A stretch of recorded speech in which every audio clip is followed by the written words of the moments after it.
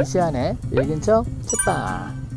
안녕하세요. 성신여대 겸임교수이자 시안책방의 주인 이시안입니다. 지금 제주도 특집 하고 있는데 오늘은 바로 여기가 뭐냐면 그 이중섭 미술관입니다. 오늘은 이중섭에 대해서 좀 생각을 해볼까 합니다. 이중섭의 편지라는 책이 있는데요. 이 편지라는 책을 처음에 들었을 때 예술가의 편지 서간문집이잖아요. 그래서 제가 제일 처음에 떠오른 건 반고 영혼의 편지라는 서간문집이었어요. 이게 제가 그걸 읽었을 때 굉장히 그 예술론에 대한 그런 얘기들이 나와서 굉장히 좀 감동 깊게 읽었던 경험이 있어가지고 그런 걸 생각하면서 같이 봤는데 처음에 좀 당황했습니다. 이중섭의 편지는요, 예술가의 편지라기보다는 조금 생활 있는 편지에 가깝다라는 그런 느낌? 네. 그래서 뭐 예술에 대한 어떤 감동적인 문구를 찾아서 이걸 읽으면 약간 당황하실 수 있는데, 가족에 대한 사랑의 그런 얘기들을 찾아서 읽으시면 아, 정말 가족을 사랑하는 사람이었구나, 뭐 이런 것들을 좀 느낄 수 있을 것 같아요. 그래서 반고가 영혼의 편지라면 이중섭의 편지 서간문집은 가족의 편지 같은 그런 제목을 지어야 되지 않을까 생각을 합니다. 이중섭은 일제시대의 끝자락에 일본인 여성과 결혼을 하게 되는데 6.25까지 이어지면서 상당히 불안한 상황이 돼버려요. 그러니까 그 일본인 여성은 아이들과 일본으로 돌아가게 되는데, 당시는 한국인들이 뭐 그렇게 쉽게 그 다른 나라로 나가 살 수 있고 그런 환경이 아니었기 때문에 이중섭은 남았거든요. 그래서 이중섭이 일본에 있는 가족들한테 보내는 편지, 이런 것들을 모은 것이 바로 이중섭의 편지라는 이 책입니다. 제가 지금 있는 이 이중섭 거리는요, 이중섭이 서귀포에 와서 한 8개월 정도 살 때 머물던 곳에 이 거리, 관광 거리를 조성한 것입니다. 사실 이중섭은 제주도에서 8개월 정도밖에 안 살았기 때문에 물리적으로 뭐 작품할 때 큰 비중을 차지하지 않고요. 실적인 대표작들도 여기서 나온 것은 거의 없다라고 하죠. 그런데도 불구하고 제주도에서는 이렇게 이중섭을 잘 활용해서 이렇게 쭉 거리도 조성하고요. 잘 문화, 관광 상품화 해가지고 문화상품이죠. 그래서 이중섭을 잘 활용하지 않았나 하는 생각이 좀 드네요. 오늘 소개해드리는 이중섭의 편지는요, 이중섭이 부산으로 옮긴 시점에서 시작을 합니다. 생각해보면 당연한 것이 서귀포에선 가족들이랑 살았는데 편지 자체가 가족들한테 보낸 것이다 보니까 당연히 부산에서 시작을 하는 거죠. 그러다 보니까 주로 떨어져 있는 것에 대한 뭐 그리움, 애절함, 너무나 보고 싶다, 그런 내용들이 주를 이루게 되겠고요. 또 그 아주 구체적으로 생활인의 고민도 많거든요. 그래서 지금 그 일본으로 건너갈 돈을 마련하기 위해서 제작에 힘쓰고 있다. 작품을 팔아서 아이들 자전거를 사주겠다. 뭐 이런 식의 작품을 어떻게든 팔아가지고 또 아이들을 위해서 뭐를 해줄, 뭐 그런 얘기들이 아주 구구절절히 쓰여 있어요. 아주 현실적인 내용인데요.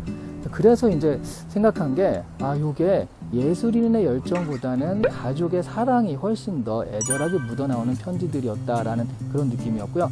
또 이중섭의 작품을 추동한 것이 바로 가족에 대한 사랑, 그러니까 대한민국 아버지들이 가지고 있는 바로 그 힘이죠. 책임감과 사랑, 그것들이 아니었나 하는 생각이 들더라고요. 저 뒤에 보이는 게 이중섭이 서귀포 시절에 살았던 집이라고 합니다. 집이 다가 아니라 여기 들어가는 입구인데 여기 방한칸이거든요. 들어가 봤는데 정말 좁아요. 네.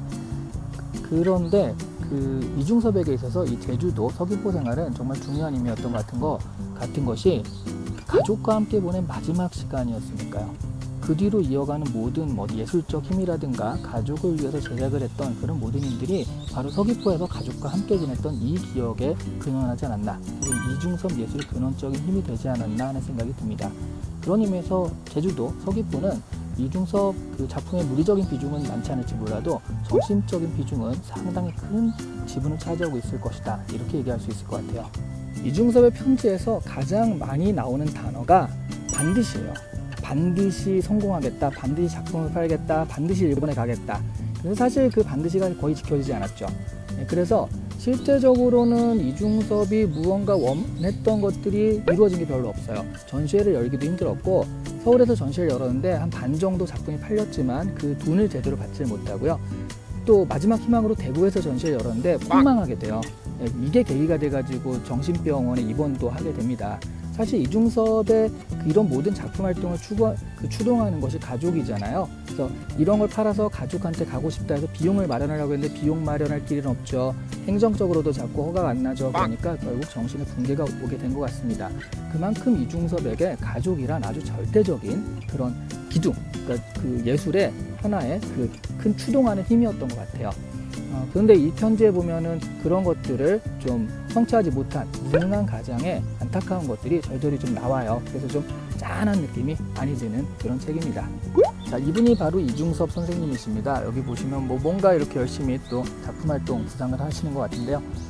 가족이란 키워드로 이중섭을 이해하고 그의 작품을 보니까 예전엔 소나 이런 작품밖에 안 보였는데 이제는 가족과 아이들에 관한 그림이 정말 많다라는 게 보이고요. 그리고 거기에 대해서 좀 애정을 가지고 볼 수 있게 되더라고요. 서귀포의 환상 같은 작품도 참 좋았고요. 어떻게 보면 이 책은 뭐 예술혼에 불타는 예술가의 열정 이런 거는 좀 거리가 있었을지 몰라도 그 아빠로서의 이중섭, 가족에 대한 사랑을 가지고 작품 활동했던 이중섭이라는 새로운 감상 포인트를 좀 줄 수 있어서 그런 포인트로 또 작품을 감상하니까 굉장히 좀 신선하게 볼 수 있어서 좋았던 경험이었습니다. 자, 오늘 이시안의 읽은 척 책방 제주도 특집 이제 이렇게 해서 마치도록 하고요. 구독 부탁드리며 이만 물러가도록 하겠습니다. 자, 이제 서울에서 봐요. 안녕.